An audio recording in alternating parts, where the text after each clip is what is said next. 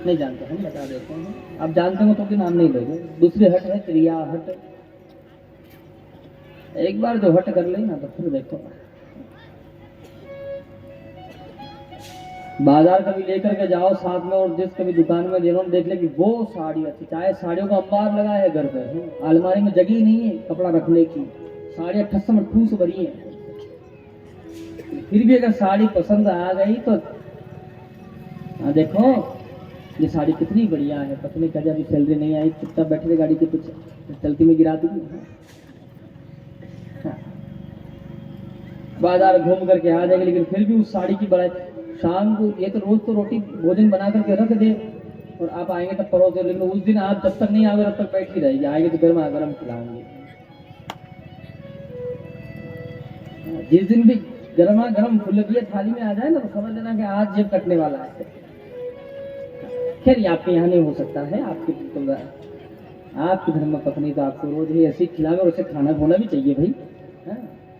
मैं तो अपने छत्तीसगढ़ को छोड़ के बात कर रहा था। जिस दिन पत्नी थोड़ी सी मीठी बोल गई तो समझ लो कि आज आपकी जेब ही कटेगी खाने से। देखो सुनो, जब भी आपकी सैलरी आ जाए ना तो वो साड़ी दिला देना ना, मुझे बहुत अच्छी लगी। पत्नी का ठीक है ना भाई, आने दो सैलरी तो आने दो। जैसे ही पत्नी को पता है कि 1 तारीख को मैसेज आता है, सबसे पहले उठते मैसेज ही चेक कर आया कि नहीं, फिर आप नहीं कर सकती हो, आप नहीं। पति से कहा कि देखो ले आना ना, तो पति गया, बस ठीक है बाप मैं मार्केट जाऊंगा तो ले आऊंगा तुम्हारे लिए। हाँ बेचारा पति रोज किचकिच हो सब एक ही दिन में करके शांति रखो घर में बस। ठीक है, एक साड़ी में शांति रहती तो बढ़िया है ना, लाख दे तो शांति तो रहे घर में, क्रांति से तो बढ़िया ही है। अब बेचारा वो हारा थका अपने ऑफिस से, सोचा कि चलो घर जाते समय ले लूंगा और घर जा ही रहा हूँ तो बाजार दुकान खुली रहेगी तो, लेकिन संयोग क्या उस दिन वो दुकान वाले को कहीं जाना रहा होगा तो वो जल्दी दुकान बंद करके चला गया। वो बेचारा हारा थका ऑफिस से आया और वो जाते समय रास्ते में ही पड़ता है तो ले लेंगे। अब जैसे आया तो निकलते निकलते वो खर्चे में ना वो ब्रिज लग जाता है, उससे फटक लग जाती है, बेचारे को वहाँ उलझ गया वो। आते आते वो 2 गाड़ियां निकली मालगाड़ी तो वो टाइम लग गया उसमें, बेचारा बाहर निकला देखे दुकान बंद, उसने कहा पता नहीं चलो कल ले लेंगे, ऐसा सोच के बेचारा गाड़ी भगा कर घर आया।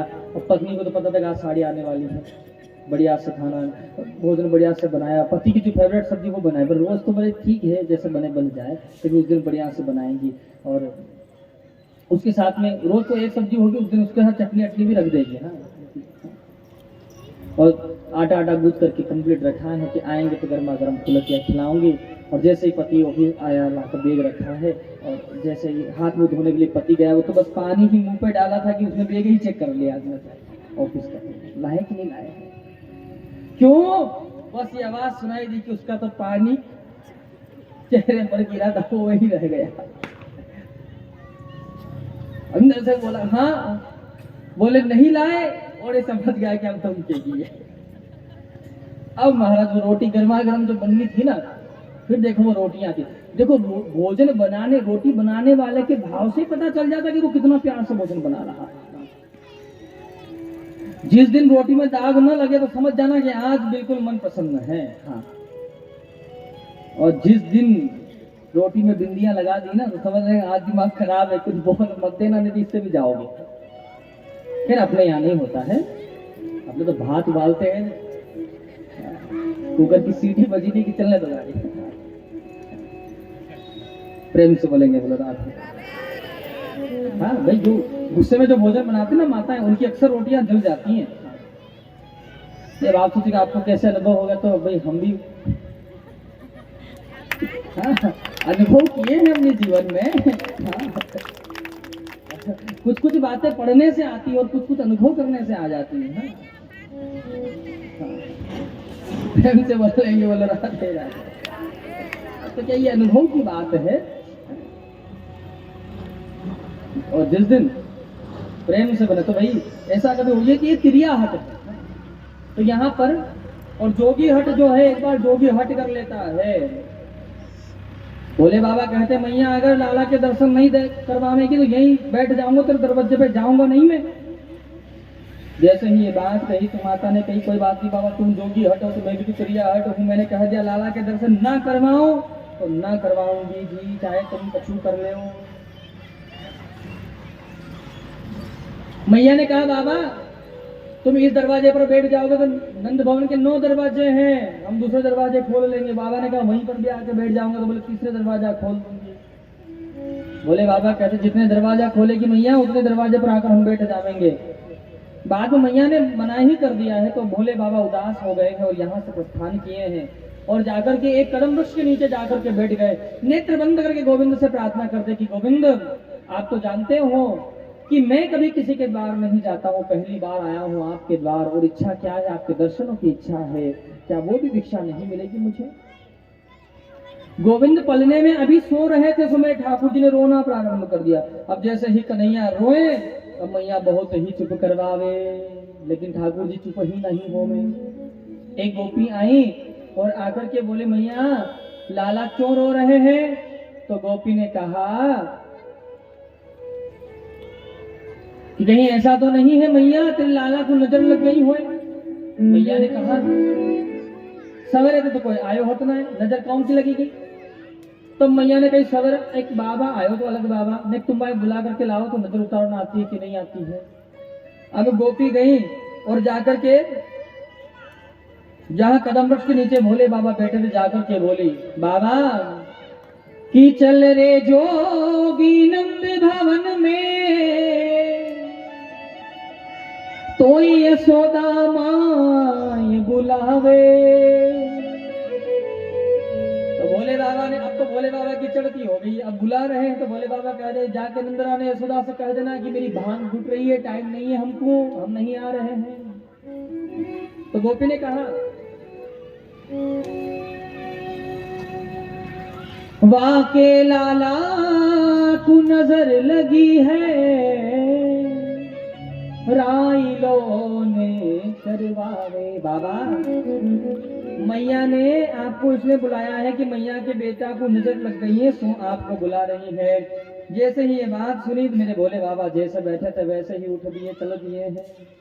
और जैसे ही मेरे भोले बाबा ने गोविंद के दर्शन किए हैं और गोविंद ने भोले बाबा का स्पर्श किया है तुरंत ही मेरे ठाकुर जी चुप हो गए हैं। दोनों एक दूसरे के लिए रो रहे थे लेकिन भोले बाबा रो रहे थे मन ही मन में और गोविंद रो रहे थे, सबको सुनाई दे रहा था। मैया ने कही बाबा मेरो बेटा मेरी माता यशोदा लाला को अपनी गोद में लेती तो गोविंद चुप रोना प्रारंभ कर दे, भोले बाबा की गोदी में जावे तो चुप हो जावे। मैया ने कही बाबा मेरो बेटा तेरी गोद में चुप हो जावे, मेरी गोदी में रोवे ही रोवे क्यों। तो भोले बाबा ने कही मैया जब मैं भी छोटा था ना तो मेरी मैया ने मेरे का गंडा बनवा मैंने धागा बनवाया। बोले धागा कहाँ है, बोले मेरी जटा में कहीं खो गए है। तो मैया ने गोपी से कहा गोपी कैंची लेके आई हो। तो बोले बाबा ने कही मैया कैंची से कहाँ करेगी, बोल तेरी जटा को काटूंगी और उसमें ढूंढूंगी कि वो गंडा वो धागा कहाँ है। भोले बाबा ने कही मैया अगर एक भी लट्टी जमीन पे गिर गई ना तो वीरभद्र को जन्म है जावेगा बाला ही। तो माता यशोदा कहते कि बाबा की रह रे जोगी नंद भवन में ब्रज में वासो कीजे और जब जब मेरो लाला रोवे तू तब तब दर्शन दीजे। बाबा तुम एक रूप से हमारे यहीं पर निवास करो और जब जब मेरा बेटा रोना प्रारंभ करे सो मैं तुमको आवाज लगाऊं सो तुम आ जाना और तुमको देख करके मेरा बेटा चुप है जावेगो। तब से मेरे भोले बाबा एक रूप से यहाँ नंद भवन में निवास करते हैं। बोल श्री नंदेश्वर महादेव भगवान की। यहाँ कंस के द्वारा एक दूत भेजा गया जिसका नाम है तृणावर्त। तृण का आवरण बवंडर के रूप में है, कभी आता है तूफान में गोल गोल घूमता हुआ आता है बवंडर, बवंडर के रूप में आया है। मेरे प्रभु ने उसका उद्धार किया है। तत्पश्चात मेरे ठाकुर जी अब धीरे धीरे 1 वर्ष के हो गए हैं लेकिन मेरे कन्हैया का अभी तक नामकरण नहीं हुआ है। अब गोविंद का नामकरण नहीं हुआ है तो मैया कैसे पुकारती है? जैसे मैया को नाम याद आ जाए वही नाम ले लेती है। तो एक दिन की बात है, गर्गाचार्य जी महाराज से वसुदेव जी ने कहा कि बाबा मेरे 2 बेटा हैं और वो दोनों बेटा कहाँ हैं? बोले नंद बाबा के वहां गोकुल में है। सो आप जाओ और मेरे लाला का नामकरण कर दो। मेरा छोटा बेटा तो 1 वर्ष को है गयो है और बड़ो बेटा मेरो 2 वर्ष को है गयो है। तुम नामकरण कर दीजिए आप जाकर। जैसे गर्गाचार्य जी महाराज पधारे हैं तो गर्गाचार्य जी ये सोच रहे हैं कि मैं नंद बाबा से जाकर के कैसे कहूं। क्यों? क्योंकि गर्गाचार्य जी यादवों के पुरोहित हैं और अभी कन्हैया का जहां लालन पालन हो रहा है ये ग्वाले हैं। इनके पुरोहित दूसरे हैं, ये इनके पुरोहित है नहीं, तो नामकरण कैसे करूं? तो गर्गाचार्य जी उनके सामने से गए। नंद बाबा ने उनका स्वागत किया। कहा बाबा कहां से आ रहे हो? तो नंद बाबा अब ये बात कैसे कहें कि आप ही के घर आए हैं? तो नंद बाबा ने क्या कहा? आप तो जानते हैं कथा कर्म करना, पूजन पाठ कराना, हवन कराना, शादी ब्याह पढ़ना, और याद दिलाने के लिए कह दिया कि नामकरण करना भी हम ब्राह्मणों का कर्म है। और जैसे ही नामकरण की बात आई नंद बाबा ने कही बाबा हमारे भी 2 बेटा हैं, अभी तक एक को भी नामकरण ना भयो है, आप ही नामकरण कर दो। गर्गाचार्य जी महाराज मना कर दे, नहीं करेंगे जी नामकरण। बोले क्यों? बोले लाला को जन्म भयो, उत्सव आपने बड़ी धूमधाम से मनायो, परिणाम पूतना आई है, तृणावर्त आयो है, शक्तासुर आयो है, और नामकरण उत्सव धूमधाम से मनाओगे, फिर आपके बच्चों के ऊपर कोई दुख आन पड़े, हम ये नहीं चाहते हैं। जैसे ही ये बात कही तो वसुदेव यहाँ पर नंद बाबा कहते हैं कि एकांत में लालाओं का नामकरण करेंगे, किसी को पता ना पड़ेगी महाराज। अब गौशाला में गर्गाचार्य जी महाराज बैठे हैं एकांत में और मेरे प्रभु का नामकरण हो रहा है, सभी सावधान हो जाइएगा। माता यशोदा और माता रोहिणी दोनों माताओं ने क्या विचार किया मन में कि ये महात्मा जी कुछ जानते हैं कि नहीं जानते हैं। कुछ लोग होते हैं ऐसे, कुछ लोग ऐसे होते हैं ब्राह्मणों की परीक्षा करते हैं। लेकिन इस प्रसंग से मैं वर्णन करता हूं, ध्यान दीजिएगा। ब्राह्मण की गुरु की कभी परीक्षा करने की दृष्टि से कभी सवाल न करें उनसे। जानते हो उसका परिणाम क्या होता है? मैं नहीं कह रहा हूं, शास्त्र सम्मत की बात है। ब्राह्मण पेठी पाताल लियो, ब्राह्मण शोक समुद्र लियो, ब्राह्मण ने कई दल को मारियो और ब्राह्मण से वेर कियो सो परमेश्वर भी हारियो। ब्राह्मण पेठी पाताल लियो, बलि राजा जाना चाहिए था ऊपर, वामन भगवान ब्राह्मण थे, पाताल में भेज दिए, ब्राह्मण से कोई जीत नहीं पाया। ब्राह्मण शोक समुद्र लियो, अगस्त बाबा ने 1 अंजलि में ही पूरा समुद्र पान कर दिया। ब्राह्मण ने कई कुल को उतारो, कपिल भगवान एक दृष्टि डाली, 60,000 पुत्र जल करके समाप्त हो गए, कुछ नहीं बचा। ब्राह्मण से वेर कियो जो परमेश्वर भी हारियो। भृगु ऋषि जाकर के रवक्ष स्थल पर पांव मार दिए, मेरे गोविंद ने उत्तर के पांव पकड़ लिया, मुझे क्षमा कर दीजिए, मैं आपका स्वागत नहीं कर पाया। इसलिए ब्राह्मणों का कभी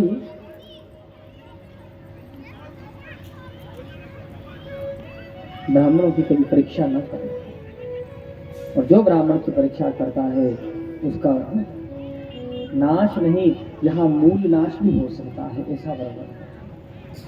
तो माताओं ने दोनों ने क्या किया? लालाओं का अदल बदल कर लिया। रोहिणी माता का बेटा तो यशोदा मैया ने, और यशोदा मैया के बेटा रोहिणी माता ने गोद में ले लिया और ब्राह्मण देवता के सामने जाकर के बैठ गए। ब्राह्मण देवता ने जैसे अपना मंगलाचरण किया है और जैसे ही लालाओं की ओर देखा तो गर्गाचार्य जी महाराज कहते हैं, माता जो बालक माता रोहिणी की गोद में जो बालक है ना, और माता यशोदा की गोद में, दोनों माताओं ने जो बदल करके लाला को अपनी गोद में लिया है, तो सबसे पहले माता यशोदा की जो गोद में बालक है उसके लिए वर्णन करते हैं। मैया अयम ही रोहिणी पुत्रो रमयन सुयदो गुणे। आख्यास्ते राम इति बलाधिक्यात् बलम विदु। माता, ये जो आपकी गोदी में जो बालक है ना, ये माता रोहिणी जी का बेटा है। इसका एक नाम राम रहेगा, बल अधिक होने के कारण इसका नाम बलराम रहेगा, हलधर भी इसका नाम रहेगा। और कहा मैया एक नाम इसका राम भी रहेगा। बलराम जी का नामकरण किया, उसके बाद में मेरे ठाकुर जी का नामकरण करते हैं। कहा मैया आसन वर्णाश्रयो हास्य गुह्यतो अन्युगम तनो शुक्लो रक्तस्तथा पीतम इदानीं कृष्ण गतांगतः।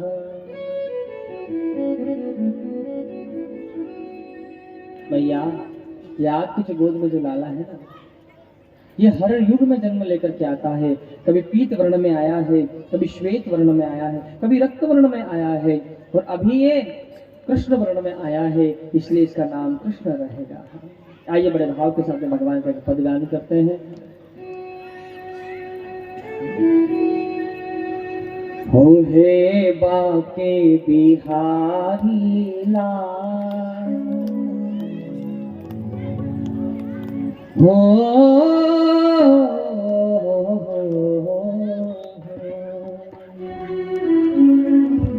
हे बाके बिहारी लाल, मुझे तेरी याद सताती है।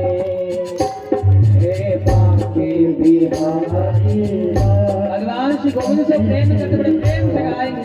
सताती है कुंज बिहारी लाल, मुझे तेरी याद सताती है। कुंज बिहारी लाल, मुझे तेरी याद सताती है।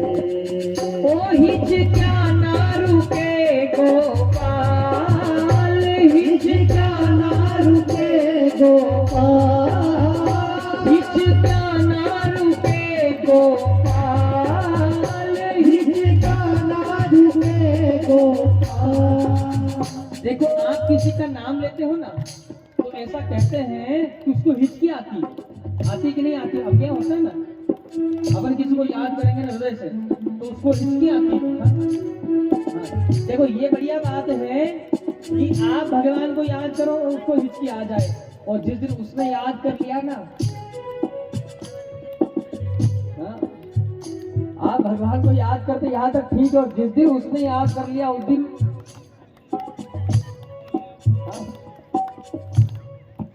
आराम से बड़े प्रेम के साथ में तारीफा करते भगवान गोविंद का स्मरण करेंगे सभी। हो हिचका ना रुके गोपाल, हिचका ना रुके गोपाल, हिचका ना रुके गोपाल, काड़े तो भरे भरे आवे है। वो मेरे बाके बिहारी लाल, मुझे तेरी याद सताती है। मेरे बाके बिहारी लाल, बड़े प्रेम के साथ जो गोविंद से प्रेम करने भाव से गाए। मेरे बाके बिहारी लाल, मुझे तेरी याद सताती है। मेरे बाके बिहारी लाल, मुझे तेरी याद सताती है।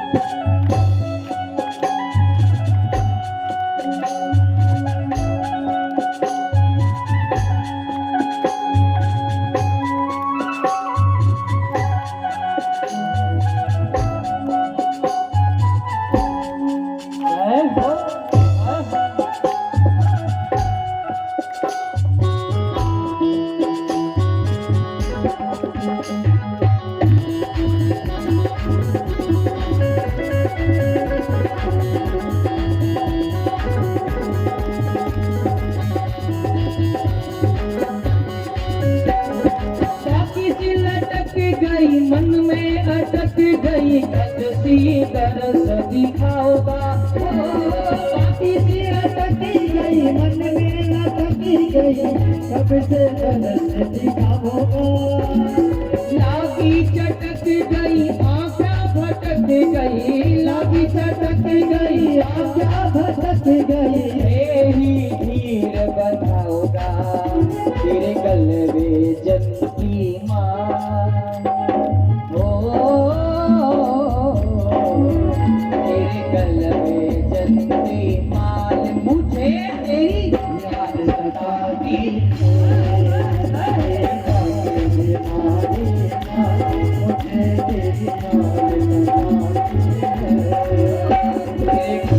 बिहारी लाल मुझे तेरी याद सताती है। बिहारी लाल मुझे तेरी याद सताती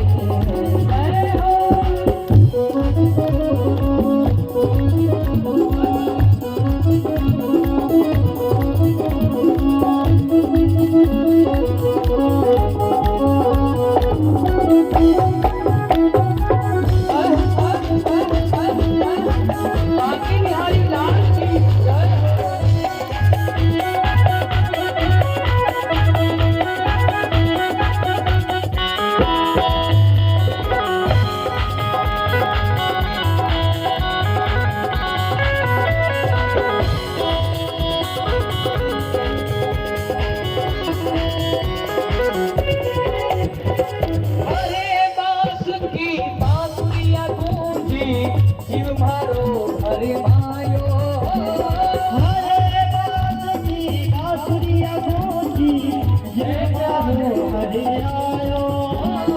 हरे बांस की बांसुरिया गूंजी जीव मेरो हरे मायो। हरे बांस की बांसुरिया गूंजी जीव मेरे हरे आयो। देव चरिया रात्रि रचैया, देव करैया रात्रि रचैया दिन दिन दर्द समायो। मेरी ओ मेरी विनती सुनो सरकार, ओ मेरी विनती सुनो सरकार, मुझे तेरी याद सताती है। मेरे पासे बिहारी लाल मुझे तेरी याद सताती है। ओ मेरे बिहारी लाल मुझे तेरी याद सताती है। मेरे पासे बिहारी लाल मुझे तेरी याद सताती है। जयंती माल मुझे तेरी याद सताती है। तेरे गजब जयंती माल मुझे तेरी याद सताती है। मुझे तेरी याद सताती है। मुझे तेरी याद सताती है। मुझे तेरी याद सताती है। बोल श्री भक्तवत्सल भगवान की जय।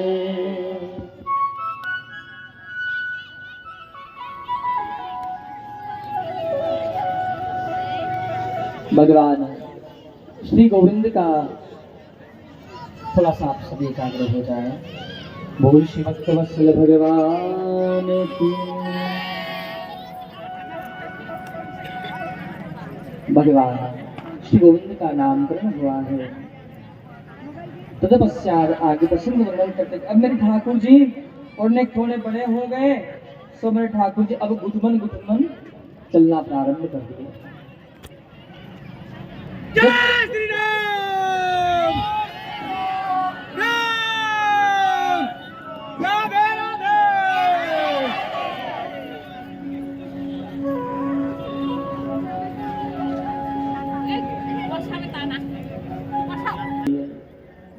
अब गोविंद की शरारतें और बढ़ जाती हैं। एक दिन की बात है कि नंद बाबा अपने घर ठाकुर बाड़ी यानी भगवान गोविंद का या शालिग्राम भगवान का जहाँ आप पूजन करते हो, है ना, एक अपने घर में स्थान होता है ना भगवान का। जैसे ही वहां पर बैठ करके शालिग्राम भगवान का पूजन करने के लिए नंद बाबा पधारे, सो गुटमन गुटमन चल करके मेरे कन्हैया भी पीछे पीछे आ गए। तो नंद बाबा ने देखा कन्हैया आया है, सो दरवाजे पर भी लाला को कह दे, लाला वहीं रुक जाओ, अंदर नहीं आना बेटा, क्योंकि स्नान नहीं किए थे ना कन्हैया, इसलिए। अब नंद बाबा अपने घर में ठाकुर बाड़ी है, उसमें ठाकुर जी की सेवा कर रहे हैं। कैसे कर रहे हैं? शालिग्राम भगवान को आसन से उठाए हैं, थाल में विराजमान किए हैं, फिर दूध चढ़ाए हैं, पहले तो जल चढ़ाए हैं, फिर दूध जलाए हैं, फिर दही चढ़ाए हैं, फिर घी चढ़ाए हैं, फिर बूरा चढ़ाए हैं। बूरा का मतलब जानते हो आप? पीसी हुई चीनी, उसको चढ़ाए हैं। और जैसे ही शहद चढ़ाया, अब मैं ठाकुर जी दरवाजे पर बैठे बैठे देख रहे हैं, अंदर तो आ नहीं सकते ना, बाबा ने मना किया है, सो बैठे बैठे देख रहे हैं। और जैसे ही कन्हैया ने देखा कि बाबा ने शालिग्राम भगवान के ऊपर शहद चढ़ाया है, सो मेरे ठाकुर जी के मन में तो, मुंह में तो पानी आ गया। अरे भैया, ये जे बड़ा चौखो है, बढ़िया है, रोज दूध में नहामे, दही में नहामे, घी में नहामे, बूरा में नहामे, शहद में नहामे, नहाई नहाई के तो मीठो है गए हो। एक दिन मैं चेक करूं। अब बाबा ने शालिग्राम भगवान को फिर शुद्ध जल से स्नान करवाए, आसन पर विराजमान किए, तुलसी दल चढ़ाए हैं, फूल चढ़ाए हैं, पुष्पमाला चढ़ाए हैं। और जैसे ही भगवान को प्रणाम किए, गोमुखी में हाथ डाले, भजन करने बैठ गए। कभी कभी भजन में मन नहीं लगता है ना, तो क्या करते हैं? बोले हल्की सी तौलिया लेकर के मोहड़े पे ढक ली जाती है, जिससे मन यहाँ वहां भागे नहीं था। अब बाबा ने भी हल्की सी तौलिया अपने मोहड़े पे ढक ली, और जैसे भजन करने बैठ गए, यही अवसर देखा मेरे कन्हैया ने, गुटमन गुटमन चल करके आए, शालिग्राम जी उठाए और अपने मुख में धर लिए। अब जैसे शालिग्राम जी मुख में रखे, तो ना तो शालिग्राम जी अंदर जावे और ना ही बाहर निकले, बीच में मुंह में फंस गए। अब हनुमान जी जैसा मुंह हो गया ऐसे, दोनों कपोल फूले हुए जूनियर हनुमान जी बन गए। और वहीं बाबा के ही पास में पीछे आसन लगा करके पालती मार करके बैठ गए। ना तो शालिग्राम अंदर जावे और नहीं बाहर निकले, वहीं जम गए शालिग्राम। कन्हैया ने कहा, हम तो बड़े फंसे हैं भैया, आज हम क्या सोचे थे कि मुंह में अटक जाएगा ये। अब जैसे बाबा के भजन पूरे हुए और जयकारा लगाया, बोलो कन्हैया लाल की। सामने देखे तो आसन बिल्कुल खाली दिखा। कहां गए मेरे भगवान? अब पुष्पमाला हटा करके देखे, फूल पत्ती सब हटा करके देखे, लेकिन भगवान हो तो दिखे नहीं दिखे। उस पंचामृत में उंगलियां घुमा करके देखे तो वहां पर भी नहीं दिखे। बाजू में घूम करके देखा तो कोई नहीं दिखे। दूसरी ओर घूम करके देखो तो एक पुजारी जी महाराज पालती मार करके बैठे हैं। कहा बेटा तुम अंदर कैसे आए? अब बोले तो बोले कैसे, मुख में जिब्बा को हिलने की जगह ही नहीं है। तो बोले तो तब ने कि जिब्बा हिले, तो कन्हैया ने इशारा कर दिया, बस ऐसे कर दिया। बोले बेटा आपने मेरे जेजे देखे? तो कन्हैया इशारा कर दिया। बोले बेटा आपके मुख में क्या है? तो कन्हैया कहते बोले आप अंदर कैसे आए? फिर कन्हैया कहते अब दोनों कपोल फूले हुए ऐसे, जितनी बात पूछे उसमें कर दे में बस। वर्णन करते कि बाबा को आया गुस्सा कि मेरे ठाकुर जी खो गए, बोल के देता नहीं है। एक टपाक से मारे तो गपाक से शालिग्राम जी बाहर आए गए। शालिग्राम जी को जमुना जल से स्नान कराया, शुद्ध जल से विराजमान की, प्रार्थना की। कन्हैया को पकड़ कर लाए हैं माता यशोदा के सामने। माता यशोदा कहती है क्यों मेरे लाला को डांट रहे हो? बोले देवी आज तू नहीं जानती है, तेरे बेटा ने मेरे ठाकुर जी ही मुख में धर लिए। तो माता यशोदा कहती कि मेरे बेटा को कहाँ खबर है कि तुम्हारे भगवान है, जय जय है। मेरे बेटा तो गुलाब जामुन समझ लियो है वो।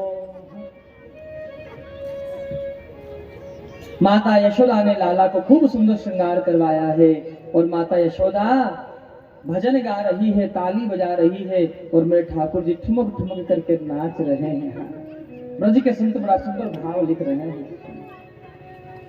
नाचे नंद लाल नचावे हर की मैया नाचे नंदलाल नचावे हर की मैया नचावे बाकी मैया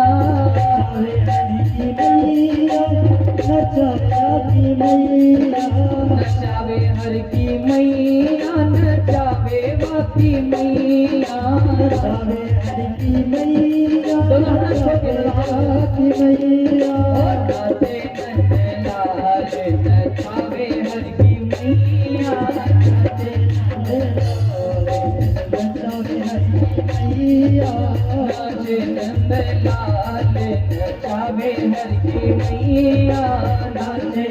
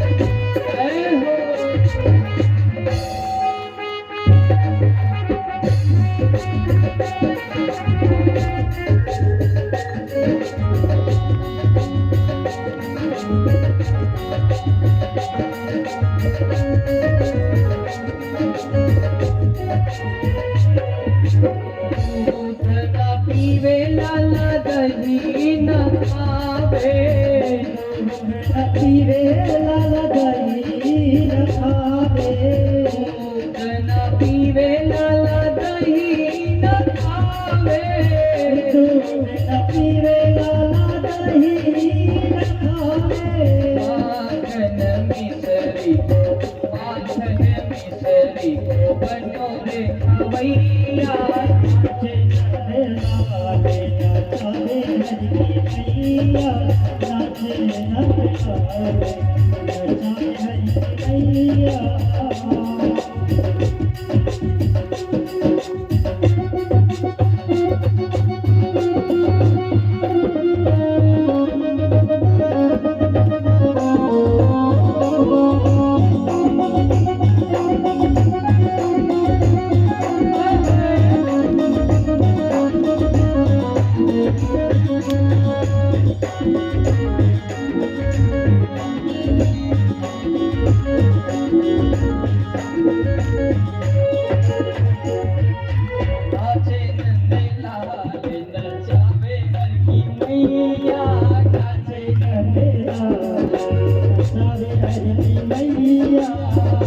बिना पहरे यो तो टोपी न बांधे बिना पहरे वो तो टोपी न बांधे बिना पहरे लाला टोपी न बांधे बिना पहरे लाला टोपी न बांधे उसको काली कमरिया को बनो रे भैया नाचे नाचे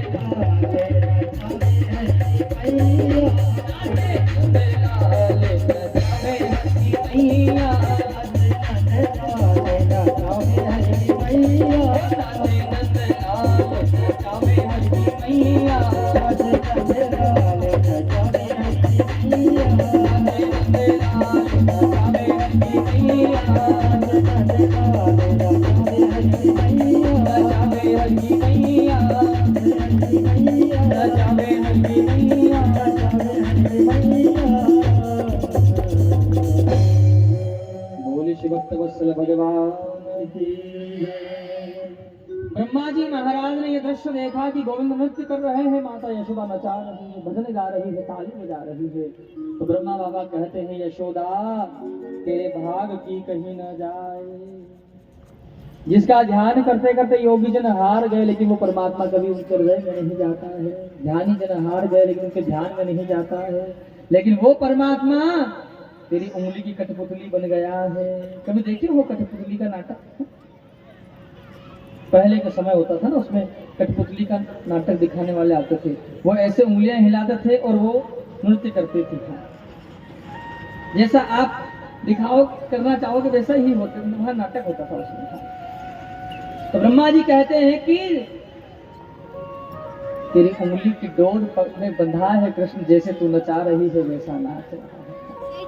कौन कहता कि भगवान आते नहीं, भक्ति भावना से हम क्या नहीं करते हैं। कौन कहता कि भगवान खाते नहीं, माता शबरी के जैसे हम उसे कभी खिलाते नहीं। खोट कहाँ है, कहाँ है, थोड़ा जोर से बोले, कहाँ है खोट। और दोष किसको देते हैं, भगवान को। अब आप ही अपने मुंह से बता रहे थे, हम तो नहीं बताते। तो अब हमको सुधारना किसको है, भगवान को दोष नहीं देना है, हमने अपने आप को सुधारना है। जो मन खो जा आपना, तो मुझसे बुरा न को। छल कपट दंभ मोह माया मत्सर राग वेश ईर्ष्या, ये तो हमारे अंदर है और हम दोष भगवान को लगाते हैं प्यारे, ये गलत बात है। यहां से आगे वर्णन करते हैं कि एक बार की बात है कि समस्त गोपियां आई भगवान श्री कृष्ण के दर्शन करने के लिए, और दर्शन करके ठाकुर जी से प्रार्थना करते हैं कि लाला हम रोज आपके घर आती हैं एक उलाहना लेकर के। हाँ, गोपियां रोज भगवान के दर्शन करने के लिए क्या प्रोग्राम बनाती है, क्या रचना करती है, अपने हाथ से माठ मटकों को फोड़ देती है, दही के मटकों को, और सासू पूछती है कि ये किसने किया है, तो कन्हैया का नाम ले लेती हैं। तो उलाहना लेकर के गोपियां आती हैं और आकर के माता यशोदा से कहती है, मैया अपने लाला को समझा करके रखो, हमारे घर आते हैं, आते तो आते हैं, बाल बालों को लाते हैं, माखन की मटकियां फोड़ते हैं, हमको बहुत परेशानी होती है। और गोपियां माता यशोदा को तो उलाहना देती हैं और कन्हैया से बोलती है कि लाला कि मंदिर में रहते हो प्यारे। गोपियां कहती है कि मंदिर में रहते हो प्यारे, कभी बाहर आया जाया करो। मंदिर में रहते हो प्यारे, कभी बाहर आया जाया करो। हम रोज तेरे घर आती हैं, कभी तुम भी मेरे घर आया करो। गोपियां कहती है, दिलदार मेरे प्यारे, गलियों में मेरी आ जा। ये नैना तरस रहे हैं, आकर धीरज बधा जा। दिलदार सावरे, गलियों में मेरी आ। अब कन्हैया ने कहा कि गोपियां जब रोज बुला ही रही हैं तो इनके घर भी जाना चाहिए। तो कन्हैया ने कहा क्यों है, एक बाल मंडल से तैयार क्यों है, और काहे के लिए, बस चोरी करेंगे भैया हम तो। चोरी का काम ऐसा है कि सबके घर जाना पड़ता है चोरी करने के लिए। और कन्हैया ने चोरी किस चीज की बोले, माखन मिश्री के। अब कन्हैया ने जैसे ही चोरी करना प्रारंभ किया तो हालत ऐसी बिगड़ गई महाराज कि जहां गोपियां जाए वहीं कन्हैया को पाए। गोपियां बड़ी परेशान हो गई, आकर की माता यशोदा से कहती हैं, कन्हैया से पूछती है, मैया चोरे लाला तुम माखन चुराता है, चोरी करता है? तो कन्हैया कहते, ना मैया ना। अरे अपने घर को कमी है क्या? 2 लाख गैयन जिनको रोज माखन नित नयो हो में कन्हैया के घर था, जिसके घर माखन की फैक्ट्री समझ लो। 2 लाख गैयन को दूध होवे महाराज, और वही दूध को माखन बने रहो तो कितना माखन बनेगा? कि अपने घर मैया को कमी है? झूठ बोल रही है गोपी।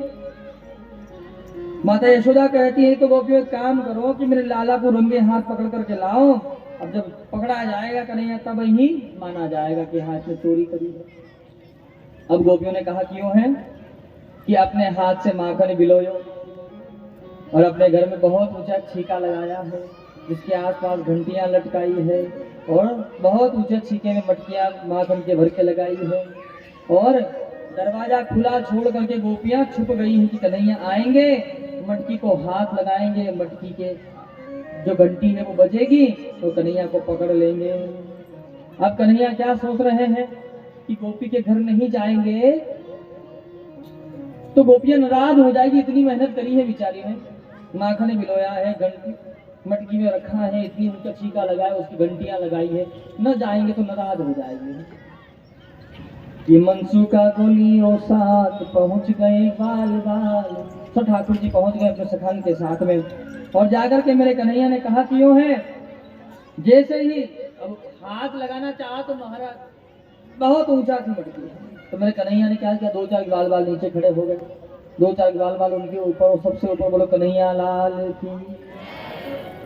जैसे ही मटकी को हाथ लगाया सब घंटियां बज गई। कन्हैया ने कहा ओए चुप, बिल्कुल चुप, हमारी लीला में व्यवधान करती हो, अरे बाल ही पकड़े जाएंगे। तो चोर आदमी चोरी करने आए ना, उसको खांसी हो जाए तो चोरी कर लेगा, कर लेगा चोरी? है? चोर आदमी को खांसी ही फंसाती है। तो कन्हैया ने सोचा कि अब हम क्या चोरी करने आए हैं और ये बजेगी तो वही पकड़ा ना जाए प्रोग्राम अपना। तो कन्हैया ने कहा अरे बिल्कुल चुप हो जाओ। अब कन्हैया माखन लेवे नीचे देवे, माखन लेवे नीचे देवे, माखन लेवे नीचे देवे। अब रोज तो क्या होता था कि बड़ा उधम दंगा करते थे कन्हैया के सखा, लेकिन आज बिल्कुल चुपचाप, जैसे आप चुपचाप हो ना, सब चुप थे कन्हैया के सखा, प्रेम से माखन खा रहे थे। कन्हैया ने देखा रोज तो बड़ी आवाज करते हैं, आज का बात है। थोड़ा सा माखन लेकर के मेरे कन्हैया ने जैसे अपनी जिह्वा पर लगाया कि सब घंटियां बज गई। कन्हैया ने कहा अरे चुप, अब काहे बजी हो? तो घंटियां कहती है कि प्रभु अभी तक आपके भक्तों का भोग लग रहा था, आपका आदेश था, सो हम चुप हो गई हैं, और अब आपका भोग लग रहा है, अगर हम अब नहीं बजेंगी तो पुजारी जी महाराज हमको मंदिर से खोल करके बाहर कर देंगे। बोले मेरी चोरी पकड़ी गई कौन? घंटियां कहती कि प्रभु आप अपना काम कर लो, हमको अपना करने दो जी। और जैसे ही जोर से घंटियां बजी है, अब संयोग क्या हुआ महाराज, जैसे ही गोपियां आई दौड़ करके, अब हमेशा कन्हैया छलांग लगाते, आज नीचे वाले पहले निकल गए। अब पहले नीचे वाले निकलेंगे तो ऊपर वाले का हाल क्या होता है? जैसे ही गिरे और जैसे ही उठ करके भागे भागे, इसलिए तो गोपी ने हाथ ही पकड़ लिया, अरे लाला कहाँ जा रहे हो? अब कन्हैया ने कहा अरे गोपी जे तेरो घर है का? कन्हैया ने कहा ना जी ना, जे तो तेरो है। बोले मेरे तो समझ के आया हूं मैं, वही क्या खबर कि तेरो घर है जे। गोपी ने तो उसके हाथ पकड़ लिया। कन्हैया कहते गोपी हाथ छोड़ दे, देख छोड़ दे, मान जा, मेरी भैया की सौगंध, मेरे भैया की सौगंध, गैया मैया की सौगंध, दाऊ भैया की सौगंध, मेरे बाबा की सौगंध। अच्छा ये कसम तो सब खाने की होती है कि कुछ बचाने की भी होती है? अच्छा कसम बनी ही किस लिए? किस लिए बनी? खाने के लिए बनी है। ठाकुर जी सबरी सौगंधे खाए गए सिवाय राधा रानी की छोड़ करके, पत्नी की कौन खाए? छोड़ करके चली गई तो कौन पालेगा? सबरी सौगंधे खाए गए ठाकुर जी, लेकिन राधा रानी की सौगंध ना खाएगा। गोपी आज छोड़ दे, आज के बाद तेरे घर की, तू कह दे घर की तरफ, तो क्या गली में भी तुझे भटकता होना दिखूंगा, आज छोड़ दे तुम्हें। गोपी ने कहा आज तो ना छोड़ू लाला, मैया के सामने लेके जाऊंगा, चाय कच्चू कर ले। कन्हैया कहते गोपी छोड़ दे, नहीं तो ऐसा हाल करूंगा जिंदगी में याद करेगी तू कोई। गोपी कहते एक तो चोरी करता है, तो चोरी ऊपर से सीना चोरी, चल मैया के पास। हाथ पकड़ लिया। अब कन्हैया ने देखा कि भाई ये तो काम खराब हो गया, अब तो ना छोड़ेगी। धीरे से प्रेम से गोपी ने, कन्हैया ने कहा गोपी से, देख गोपी बड़ी देर से जो हाथ पकड़ के रखे हो ना, बड़ो दर्द करो। मुझे तो ऐसा लगे कि एक आध नस आगे पीछे है गई है, ज्यादा खींचेगी तो टूट उट भी जाएगा। कोई एक काम कर दे, जा हाथ छोड़ दे, दूसरों पकड़ ले, हाथ ही तो पकड़ना है। अच्छा कन्हैया इतने बोले थे कि फिर अपना ही हाथ फंसाएंगे वहां पे। हाँ, बड़ी मुश्किल से तो हाथ निकला है। सो जैसे ही गोपी के मन में भाव था, लाओ लगा दूसरा हाथ दो।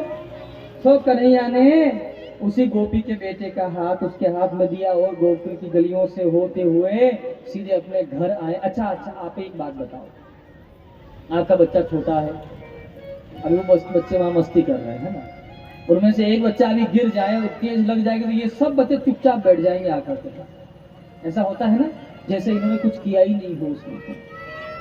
हाँ। आपने भी कभी ये प्रैक्टिकल किया होगा कि बच्चा कहीं गलती करके आता है तो घर आके सीधा चुपचाप सो जाता है ना? सो क्या अम्मे ठाकुर जी भी आए और आकर के जैसे ही अपने घर में आए और आकर के कंबल ओढ़ करके सो गए। हमारे ब्रज में कहावत है प्यारे, बहुत सुंदर, क्या ओढ़ लई लोई तो कहा करेगो कोई, पटका ताने और ठाकुर जी सोए गए। अब वो गोपी आई है, आकर के माता यशोदा से बोले, मैया देख तेरे लाला को रंगे हाथ पकड़ के लाई हो। यशोदा मैया ने कहा अंदर सो रहा है तो ये किसको ले आई। जैसे ही अपने काम करे तो छोड़ी और द्वार पर आई।